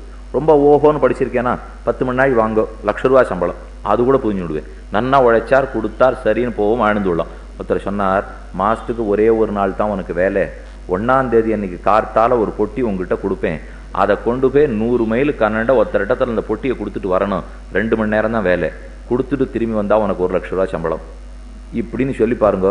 அந்த பக்கமே போக மாட்டோம். ஏன்னா அந்த பொட்டியில என்னமோ இருக்குன்னு உடனே நமக்கு சந்தேகம் வந்துடும் இல்லையோ. என்னத்துக்கு 1ஆம் தேதி ஒரே ஒரு நாள் பொட்டியை கொண்டு போய் அங்க கொடுத்தா இவர் ₹1,00,000 கொடுக்குறேன்னா சுவாமி என்னமோ இருக்கு இதுல, இது உண்மை இல்லைன்னு நம்பிக்கையே போடும். அப்ப உழைப்புக்கேற்ற ஊதியம்னா நம்பிக்கை வரும், உழைப்பு குறைச்சல் ஊதியம் அதிகம்னா நம்பிக்கை வராது. என்னமோ அதுல தப்பு இருக்குன்னு தெரிஞ்சு போடும் இல்லையோ. பக்தி மார்க்கத்தினால முக்தியை பிரார்த்தித்தா உழைப்புக்கேற்ற ஊதியம், ஆனா சரணாகதி மார்க்கத்துல முக்தியை பிரார்த்தித்தா உழைக்கவே இல்லாத ஊதியம். அதனாலதான் இதுல சுலபத்துல நம்பிக்கையே வராது. நாம ஒண்ணுமே பண்ணலையே, ஈஸ்வரனே உன் திருவடிகளே எனக்கு உபாயம்னு பிடிச்சிருந்தாச்சு, அதே நிமிஷத்தோட முடிஞ்சு போச்சு. அப்புறம் ஒண்ணுமே பண்ண வேண்டிய தேவையில்லை, ஆச்சு இனிமே பிராணம் போற அன்னைக்கு மோட்சம் கொடுத்துருவார். அப்படி நிம்மதியா உட்காந்துருக்க இல்லையோ. இதை பராசர பட்டர் இடத்துல நஞ்சியர் போய் கேட்டார், இது என்ன வாழலாம் ஏதோ கட்டுப்பிரசாதம் கட்டிண்டு யாத்திரைக்கு போக தயாரா உட்காந்துருக்கா, ஒரு நாள் ஆச்சாரிய திருவடிகளை சரணம்னு சொல்லிவிட்டு அன்னியிலேருந்து அர்ச்சிராதி மார்க்கம் கிடைக்க போறது எனக்கு, அன்னைக்கு போறச்சே தத்தியோனம் கட்டின்னு போலாமா, புளியோதரை கட்டின்னு போலாமா, இப்படின்னு கட்டுப்பிரசாதம் கட்டின்னு நம்ம எல்லாரும் காத்துட்டு இருக்கமே, அது என்ன அவ்வளவு சுலபமா மோட்சத்துக்கு போறது, இவ்வளவுதானா நாம செய்ய வேண்டியது அப்படின்னு பட்டரிடத்துல போய் நஞ்சியர் கேட்கிறார். அவருக்கு என்ன சந்தேகம்னா, பிரம்மாதி தேவர்கள்லாம் தபஸ் பண்ணிட்டு இருக்கா வைகுண்டத்தை பார்க்கணும்னுட்டு, ரிஷிகள் காட்டை விட்டு வெளியில வரல, 1000 ஆண்டு தபஸ் பண்ணிட்டு இருக்கா, இவன் ஒண்ணுமே பண்ணல, ஈஸ்வரனே உன் திருவடிகள் உபாயம்ங்கிறான், அடுத்து எப்ப மோட்சம்னு காத்துட்டு இருக்காரு, என்னமா இவனுக்கு மட்டும் அந்த நம்பிக்கை வருதுன்னு நஞ்சியர் ஆச்சாரியன் பட்டர் இடத்துல கேட்கிறார். பட்டர் சமாதானம் சொன்னாரா, இந்த மார்க்கம் வேறே, நீ சந்தேகப்படுற மார்க்கம் வேறே, பக்தி மார்க்கம் பிரபத்தி மார்க்கம், இந்த ரெண்டுத்துக்கும் வெவ்வேறு பேர். அதுக்கு சாத்தியோபாயம்னு பேர், இதுக்கு சித்தோபாயம்னு பேர். சாத்தியோபாயம்னா நான் முயற்சி எடுத்து செய்வதாக இருந்தால், என் முயற்சியாலே பலிப்பதாக இருந்தால் சாத்தியோபாயம். என் முயற்சியே இல்லாம பலிக்க போறதுன்னா அது சித்தோபாயம். சித்தமா இருக்கு, நம்ம கிளம்பணும், 6:15 என்ன கூண்டு போறதுக்காக ஒருத்தர் வந்தார், சுவாமி கிளம்பலாமான்னா, அப்படியே சித்தமா இருக்கேன் அப்படின்னா நீர் பண்ணி என்னை இனிமே ஒன்றும் ஆக்க வேண்டான்னு அர்த்தம். நான் ஏற்கனவே தீர்த்தம் ஆடியாச்சு, சந்தியாந்திரம் பண்ணியாச்சு, எல்லாம் ஆச்சு, சித்தமா இருக்கேன்றாரோ இல்லையோ, அப்ப நீர் பண்ண வேண்டிய தேவையில்லைன்னு அர்த்தம். அதே போல இது ஒன்றும் சாத்தியமே இல்லை, நான் மோட்சத்துக்காக ஒரு பிரயத்தனம் பண்ண வேண்டாம், ஏன் பகவான் சித்தமா இருக்கார், கொடுக்கறதுக்கு அவர் சித்தமா இருக்கார்னு அர்த்தம். அப்ப சித்தமா இருக்கிற உபாயம் சித்தோபாயம், நான் பிரயத்தனப்பட்டு சாதிக்க வேண்டிய உபாயம் சாத்தியோபாயம். சாத்தியோபாயம் கஷ்டப்பட்டாதான் கூலி கொடுக்கும், சித்தோபாயம் ரொம்ப சுலபமாவே கூலி கொடுத்துரும். சித்தோபாயத்தை பற்றி கொள்வதுதான் சரணாகதி. ஈஸ்வரனே நீ சித்தோபாயம், நான் பண்றதுக்கு ஒண்ணுமே இல்லை, ஆனா ஒன்னே ஒண்ணு பிரார்த்திக்கிறேன், நீயே எனக்கு உபாயமா இருந்து மோட்சம் கொடுத்துரும் அப்படின்னு கேட்கிற புத்தி ஏற்படுறது இல்லையோ, அந்த புத்தியத்தான் பிரார்த்தனாமதி சரணாகதி. நீயே எனக்கு உபாயமாக இருக்க வேண்டும் என்கிற பிரார்த்தனை ரொம்ப சுலபமான பிரார்த்தனை. ஆனால் அந்த பிரார்த்தனையில பெரிய ஆபத்து ஒண்ணு இருக்கு. எல்லாம் சுலபந்தான். சுலபம்னு சொல்லிட்டு இருக்கிறச்சே மறைஞ்சு பின்னாடி ஒரு ஆபத்து காத்துன்னு இருக்கும். நமக்கு பல இடத்துல இந்தாங்கோ இந்த வீட்டு வாங்குறதுக்காக கடனை வாங்கிக்கோங்க, நீங்க வச்சுங்கோ அப்படின்னு பல வங்கிகள்லேருந்து இந்தாங்கோ கடன் கையில திணிச்சிட்டு போவா. ரொம்ப சுலபமா கொடுக்குறாரே, 6% வட்டிங்கிறார். நீங்க ஒன்றும் தரவே வேண்டாம், வீடு உங்களுதுங்கிறார். ₹1 கட்டிட்டு வண்டியை ஓட்டின்னு போங்கிறார். இப்படி எல்லாம் சொன்னா உள்ளுக்குள்ள பெரிய ஆபத்து ஏதோ இருக்குன்னு அர்த்தம். சத்தமே போடாம நம்ம கிட்ட இருக்கிற எல்லாத்தையும் பிடிங்கன்னு போடுவோம். அதே போல இங்க சந்தேகம் வந்துடும். ஒண்ணுமே பண்ண வேண்டாம், ஈஸ்வரன் திருவடிகள் உபாயம்னு சொன்னா கிடைச்சிருமான்னா ஒண்ணு பண்ணணும்.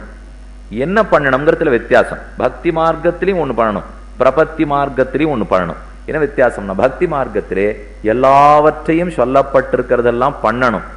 ஆனா பிரபத்தி மார்க்கத்திலே சொல்லப்பட்டதெல்லாம் விடணும். இதுதான் வித்தியாசம். எதெல்லாம் விட்டாத்தான் மோட்சம் கிடைக்குங்கிறது பிரபத்தி, எல்லாத்தையும் பண்ணினாத்தான் மோட்சம் கிடைக்குங்கிறது பக்தி. இப்ப பண்ணி மோட்சம் போணுமா, விட்டு மோட்சம் போணுமா? இதுக்குன்னு நான் விடல சுவாமி, ஆனா முன்னாடியே விட்டுட்டேன் இப்படிங்கிறதுதான் நம்ம பதிலா இருக்கும். நீர் இப்ப சொல்லி அதை கேட்டுலாம் நாங்க விடவே இல்லை. எதெல்லாம் விடணும்னு நீங்க சொல்ல போறீங்களோ அதெல்லாத்தையும் நாங்க எப்பவோ விட்டுட்டோம் இல்லையோ. இப்ப அதை பிடிச்சுட்டு இருந்தான்னா விடுறதுக்கு இப்போ பட்டருக்கு நஞ்சி இருக்கிற இந்த கவலையெல்லாம் நமக்கு இல்லவே இல்லை. ஏன்னா அவளுக்கு அதெல்லாம் இருந்தத்தை விட்டுட்டு மோட்சம் வேண்டுறது நம்ம எப்படியுமே விட்டுருக்கோம் இல்லையோ. அதனாலதான் புலலோகாச்சார் தெரிவித்தார், உனக்கு சரணாகதி ரொம்ப சுலபம். ஏன்னா நாங்கள்லாம் கஷ்டப்பட்டு பிடிச்சிருந்தது எல்லாத்தையும் விட்டுட்டு வந்தோம், நீ ஒன்னும் பிடிச்சிக்கவே இல்லையோ. 18 படி ஏறி ஒருத்தன் குப்பரை விடான்னு வச்சுங்கோ, அடி நிறையா படும். ஒரு படியிலேருந்து கீழே விழுந்தா ஒண்ணுமே படாது இல்லையோ. சுவாமி நான் ஏறவே இல்லை, ஏறுனான விடுறதை பத்தி கவலைப்படணுப்போ. அதே போல நாங்க ஒன்றும் பற்றிக்கவே இல்லையே. இப்ப கர்மயோகமோ ஞான யோகமோ பக்தி யோகமோ இருந்தால் அது அத்தனையும் விட்டாத்தான் பெருமாள் சரணாகதியில மோட்சம் கொடுப்பார். சர்வதர்மானு பரித்யஜ்ய மாமேகம் சரணம் விரஜ அகம் துவா சர்வபாபேபியோ மோக்ஷயிஷ்யாமி மா சுச்சஹா என்று கண்ணன் தெரிவிக்கிறான் 18வது அத்தியாயம் கடைசியிலே. அப்போ என் திருவடிகளை உபாயமாக பற்று, மாம் ஏகம் சரணம் விரஜ, என்னை என் ஒருவனையே சரணம் உபாயமாக பற்று விரஜ, என்னையே உபாயமாக பற்று, வேற எதையும் உபாயமா பிடிச்சுக்காதே, ஊட்டுடு என்று முன்னாடி சொல்றார். அப்ப பகவானை சரணமாக பற்ற வேணும் என்னால் அதுக்கு முன்னாடி ஒண்ணு செய்யணும், சர்வ தர்ம பரித்தியாகம். அதை தவிர என்னென்ன தர்மங்களை பிடிச்சுட்டு இருக்குமோ அதை அத்தனையும் விடணும். விட்டாத்தான் பெருமாளை தர்மமாக பற்றி கொள்ள முடியும். விடாம ஒன்னையும் பிடிச்சுக்கிறேன்னு சொன்னா அவர் நல்லது பண்ண மாட்டார். நானும் பாதி பிடிச்சுக்கிறேன், நீதியும் பாதி முயற்சி பண்ணு, 2 பேரும் சேர்ந்து வியாபாரம் பண்ணலாம் அப்படின்னு சொன்னா அவர் வர்றதே இல்லை. இதை போலத்தான் திரௌபதி பிரயத்தனப்பட்டு பார்த்தா.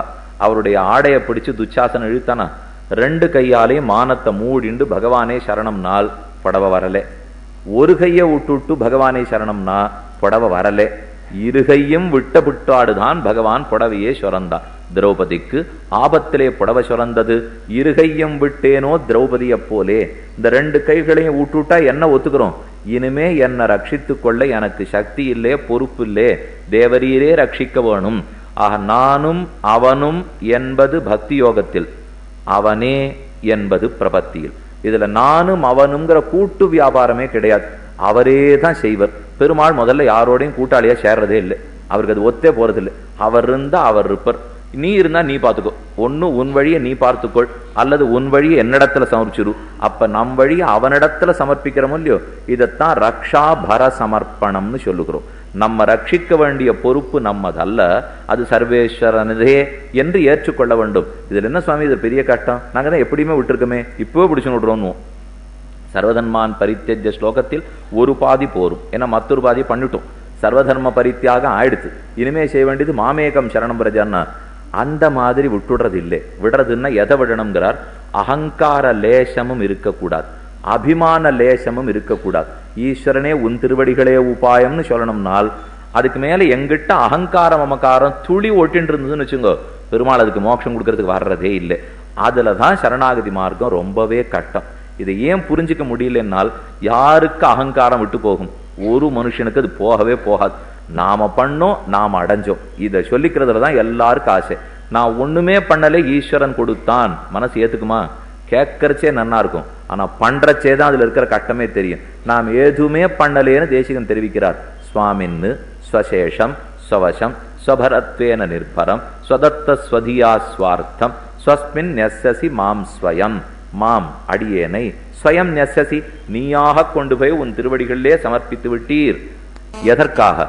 சுவாமின் ஸ்வசேஷம் ஸ்வவசம் ஸ்வபரத்வேன நிர்பரம், உனக்கே அடிமைப்பட்டவனாய், உனக்கு ஆட்பட்டிருப்பவனாய், உன்னாலே சரீரம் கொடுக்கப்பட்டவனாய், உன்னாலே தரிக்கப்பட்டவனான அடியேனை உன் திருப்திக்காக, உன் மகிழ்ச்சிக்காக தேவரீரே உன் திருவடிகளிலே தள்ளிவிட்டு கொள்ளுகிறீர். இல்ல நான் ஏதானும் பண்ண. இப்போ இந்த ஒரு சப்தத்திலே எனக்கு அன்வயமே கிடையாது. இதுக்கு ஒரு அழகான திருஷ்டாந்த சொன்னார்கள். ஒருத்தனுக்கு ரொம்ப நாளா தங்காலில் எல்லாரும் வேணும்னு ஆசை, ஆனா ஒருத்தரும் விழமாட்டேங்கிறா. என்ன பண்ணலாம்னு யோசிச்சான். பெரிய பொம்மை பண்ணான். பொம்மைக்கு பட்டுப்புடவையெல்லாம் கட்டி, அதுக்கு கிரீட்டெல்லாம் வச்சு, ரத்தனாபரணங்கள்லாம் பூட்டி, 4 பேர் ஆளை வச்சு அந்த பொம்மையை நார்ச்சந்திக்கு தூக்கின்னு வர சொன்னான். தூக்கின்னு வந்துட்டு பொம்மையை பிடிச்சி தள்ளி விட்டுட்டான். இது ஒரு காலில் விடுறாப்புல இருக்கும் இல்லையோ, பத்தியில எப்பேற்பட்டவர் என் காலில் விழுந்திருக்காருன்னு ஊர் முழுக்க தண்டோரா போட்டான். இதைத்தான் தேசிகன் சொன்னார். இப்போ உனக்கு நான் உன்னை சேவிக்கணும்னு ஆசை, நானா இருந்தா ஒரு நாளும் உன்னை சேவிக்க வரல. அப்ப நீயா என்ன பண்ணிட்டே, எனக்கு ஒரு சரீரம் கொடுத்து, எனக்கு ஞானம் கொடுக்குறேன்னு பேர் பண்ணி, சாஸ்திரம் கொடுக்குறேன்னு சொல்லி, சரணாகத்தின்னு ஒன்று என் தள்ள திணிச்சு, சரணம்ங்கிற வார்த்தையை என் வாயில வரவழைச்சு, இதோ சரணாதி பண்ணா மோட்சம் கொடுத்துட்டேன் அப்படின்னு தண்டோரா மட்டும் போட்டப்பார். இவ்வளவுதான் நான் பண்ணதுன்னு விட்டார். அதனால இதில் நாம் பண்ணுவதற்கு அன்வயமே இல்லை. ஈஸ்வரன் தானே தன் ஆனந்தத்துக்காக நம்மை தன் திருவடிகளிலே சேர்த்து கொள்ளுகிறான். கூரத்தாழ்வான் தெரிவித்தார், வரத தவகலு பிரசாதாதிருத்தே சரணமிதி வச்சோபி மே நோதியாது. இந்த நாக்கு புரண்டு சரணம்ங்கிற வார்த்தை வரணும் இல்லையோ, இது உன் அனுகிரகம் இல்லாமல் ஒரு நாளும் நடந்திருக்காது. வரத தவகலு பிரசாதாதிருத்தே, உன்னுடைய பிரசாதம் மட்டும் இல்லாத போயிருக்கும்னா நாக்கு புரளுமா? சில சமயம் நாமே பேசணும்னு நினைக்கிறதுக்குள்ள அந்த வார்த்தை வராது. என்னமோ பேசணும்னா பல பேர் ஆஸ்பத்திரியில போய் படுத்துட்டு இருக்கா, நாக்கு குழறது, பேசணும்னு நினைக்கிறா, பேச வரல. கஞ்சியை கொட்டணும்னு போறோம், வெளியில கொட்டுறது, கைகாலெல்லாம் நடுங்கிறது, பேச வரல. நாம இப்ப பேசுறோம், இந்த நிமிஷம் பேசலாம், அடுத்த நிமிஷம் பேச வருமா தெரியாது. இப்ப காது கேட்கறது உங்களுக்கு, அடுத்த நிமிஷம் கேட்குமான்னு தெரியாது. இப்ப உள்ள வரச்சே நடக்க முடிஞ்சது, எழுந்து போறச்சே நடக்க முடியுமான்னு தெரியாது. இந்த நிலையில நாம இருக்கிறச்சே சரணம்ங்கிற சொல்லு மட்டும் நம்ம புத்தியில வந்துருமா? அது வரணும்னாலும் அவன் அனுகிரகம் இருந்தா தானே வரப்போறது. அப்ப வரத சரணமிதி வச்சோபி மே நோதியாத் தவகலு பிரசாதாதிருத்தே, உன் அனுகிரகத்தால தான் சரணம்னு சொல்றேன்னா. சரண வரண வாகியம் யோதிதா நகலு பவதா விதி பூர்விகா, என்னுடைய புத்தியில சரணம்ங்கிறத ஏற்படுத்தினதே தேவரீர் தானே. அப்ப சரணாகதி மார்க்கத்தில் அனைத்தையும் அவனிடத்திலேன்னு சமர்ப்பித்து விட வேண்டும். சமர்ப்பிக்கிறது என்ன? அவரு தான், அவரிடத்துல தான் அத்தனையுமே இருக்கு. அப்ப நான் என்ன செய்ய வேண்டும்? அனைத்தும் அவனேங்கிறத ஏற்றுக்கொண்டால் போதும். அவர் எப்போதும் உபாயமாத்தான் இருக்கார். ஆனா நான் அவரை உபாயம்னு ஏத்துக்கல. அந்த புத்தி வந்துடுத்துனாலே சரணாகதி முடிஞ்சு போச்சுன்னு அர்த்தம். இது 1/2 நிமிஷத்துல நடக்கலாம், 1 நிமிஷத்துல நடக்கலாம், 10 வருஷம் கூடாலாம். அந்த மதி நமக்கு ஏற்பட வேண்டும் இல்லையோ. அந்த மதி ஏற்படுறது ஏன் கஷ்டம்னு சொல்றோம்? அகங்காரத்தை தொலைக்கிறது கஷ்டம். இது நாம் பண்ணேன்னு சொல்றதுலதான் ஆருக்கு ஆசை இருக்குமே தவிர இதுல எதுவுமே நாம் பண்ணதில்லேன்னு ஒத்துப்போமா? அதனால இந்த மார்க்கத்துக்கு பேரே நிவிருத்தி மார்க்கம்னு வச்சுட்டா. இப்பதான் கொஞ்ச நாள் முன்னாடி ஒரு பேர் சொன்னேன், இது சித்தோபாயம், அது சாத்தியோபாயம்னு. இன்னொரு பேர் ஞாபகம் வச்சுங்கோ, இது நிவிருத்தி மார்க்கம், பக்தி மார்க்கம்ங்கிறது பிரவிற்த்தி மார்க்கம். எல்லாத்தையும் பண்ணியே மோட்சம் போக வேண்டியது பக்தி. எதையும் பண்ண மாட்டேன்னு சொல்லியே மோட்சம் போக வேண்டியது பிரபத்தி.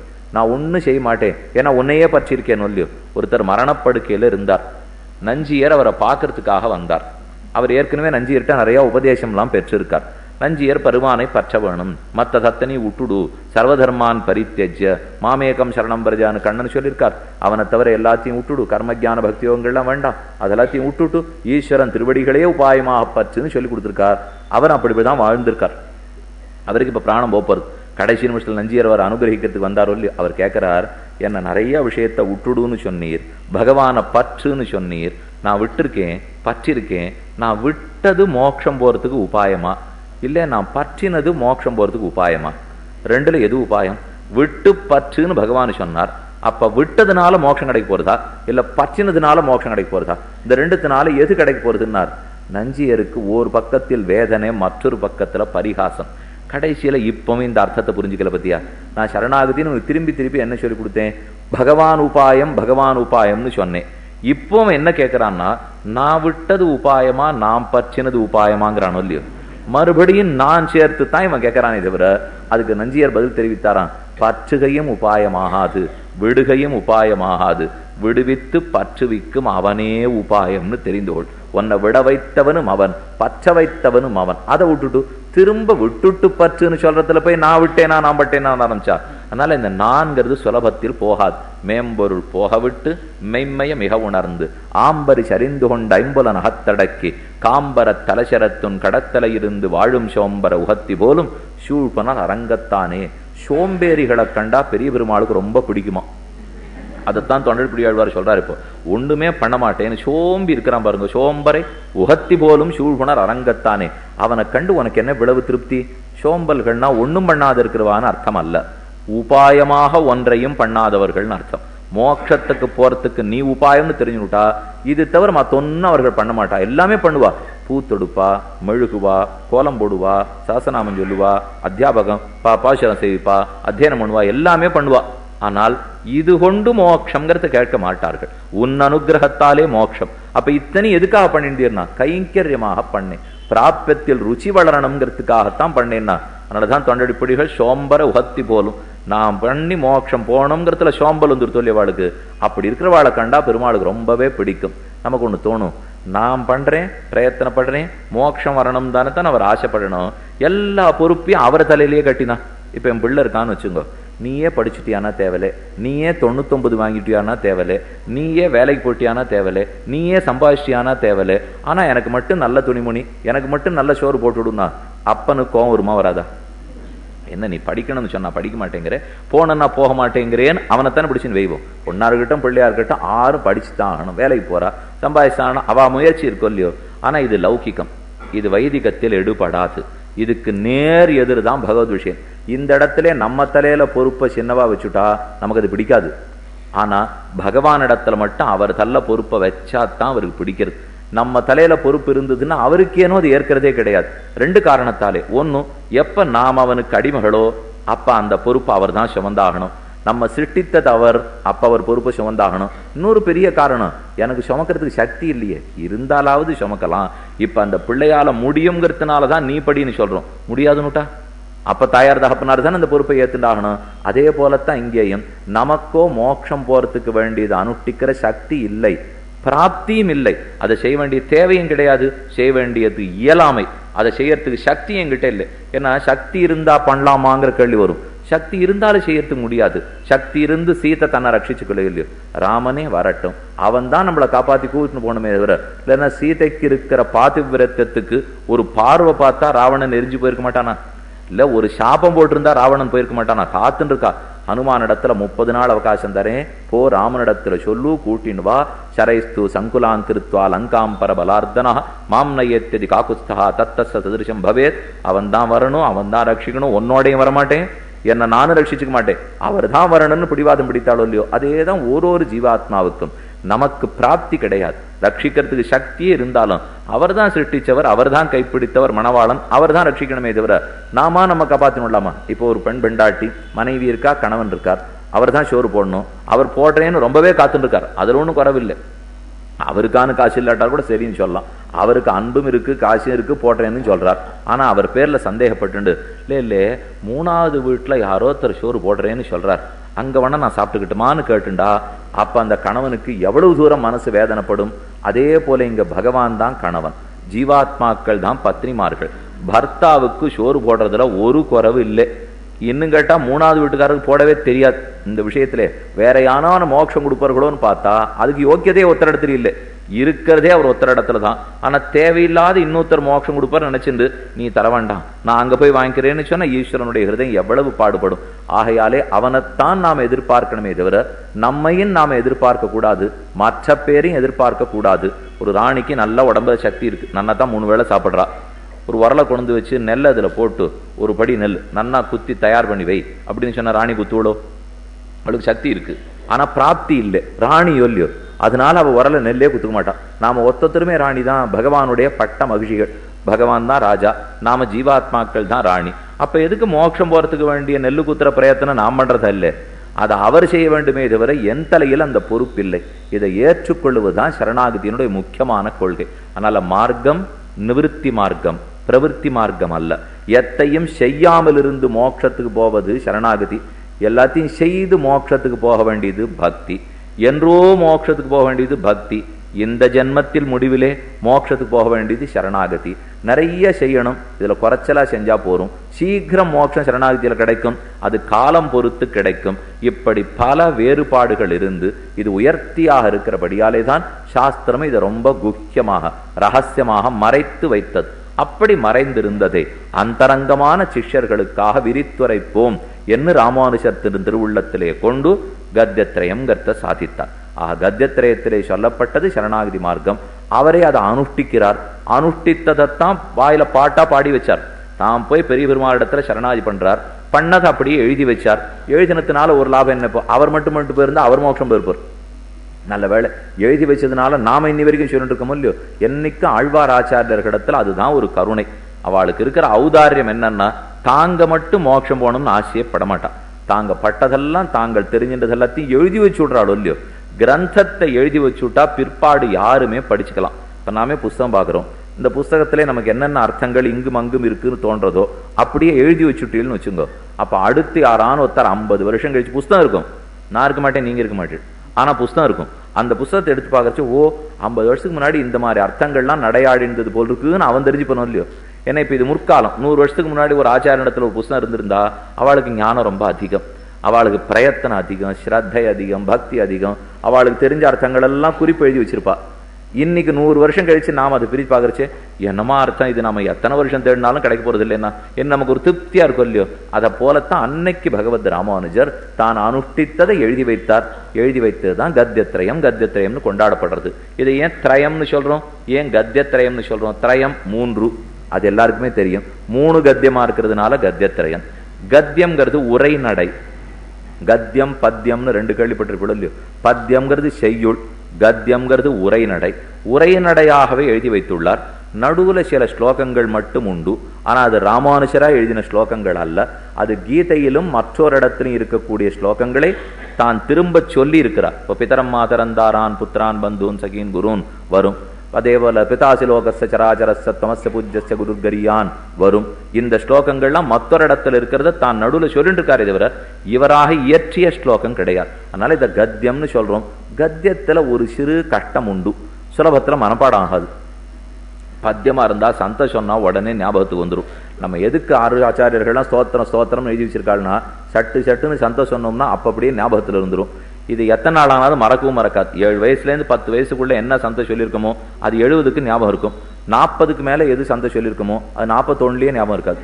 இந்த 7 சொன்னா 70ல நிற்கும். அதை விட்டுட்டு 40 வயசுக்கு வச்சுட்டு புஸ்தகத்தை பார்த்து 5 சந்தை சொன்னேன் 10 சந்தை சொன்னேன் வந்துருத்துன்னு ஞாபகப்படுத்திக்க வேண்டியதான். ஏன்னா ஒரு தரம் பார்க்க செய்யும், அப்புறம் புஸ்தகம் தான் பார்க்கணும். அது ஞாபகத்துக்கு எப்படி வரணுமோ அந்த நிலையில வராது. ஏதோ வரும், ஒரு 4 சொல்லு ஞாபகம் வரும், 10 மறந்து போயிடும், 2 பாட்டு ஞாபகம் வரும், 4 பாட்டு மறந்து போயிடும்.